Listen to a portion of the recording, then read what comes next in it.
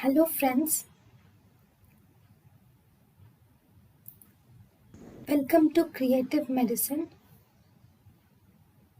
In this lecture, we will learn about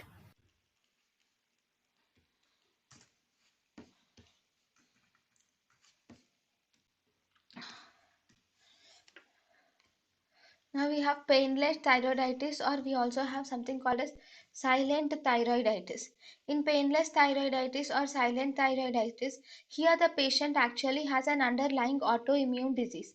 So because of the underlying autoimmune disease, the patient develops this clinical course.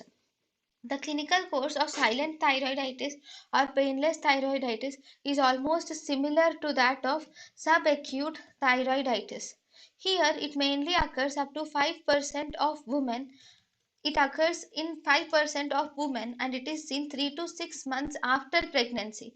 Because it is seen 3 to 6 months after pregnancy, we call it as postpartum thyroiditis. It is associated with the presence of thyroid peroxidase antibodies in the antepartum period, and it is more common in women with type 1 diabetes mellitus. It is also more common in women with type 1 diabetes mellitus. So if you see the clinical features of the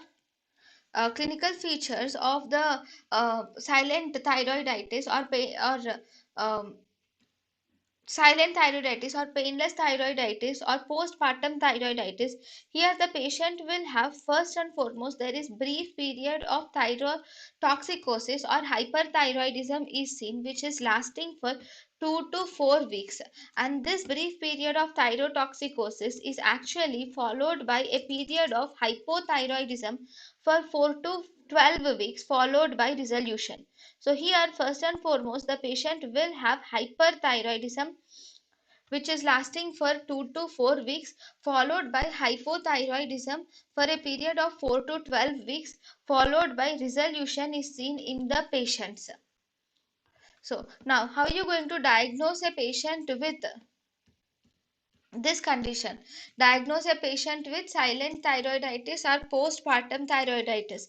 Here we should uh, see the uptake of technetium per technate scan or radioactive scan. So with the help of radioactive iodine or technetium per technate, uptake is found to be suppressed initially in these patients. So this is one of the important thing in diagnosis.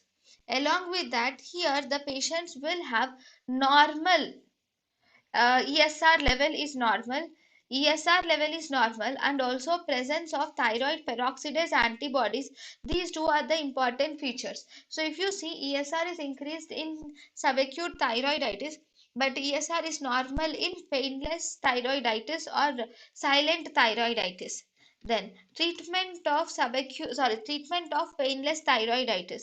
So for the treatment, actually in painless thyroiditis, if there are severe thyrotoxic symptoms, then propranolol is given to the patient.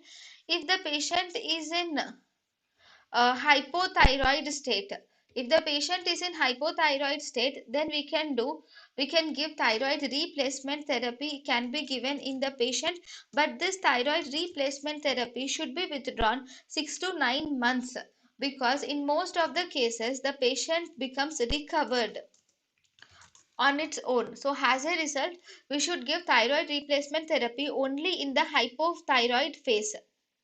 Then what about the prognosis? So the prognosis of painless thyroiditis is, in the prognosis, actually we should do annual follow up is recommended in these patients, because most of the patients, or not most actually, because a few patients will also develop the permanent hypothyroidism.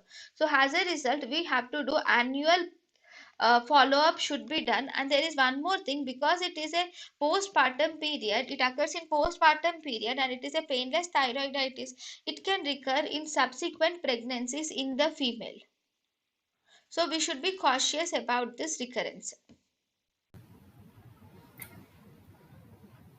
thank you and thank you for watching.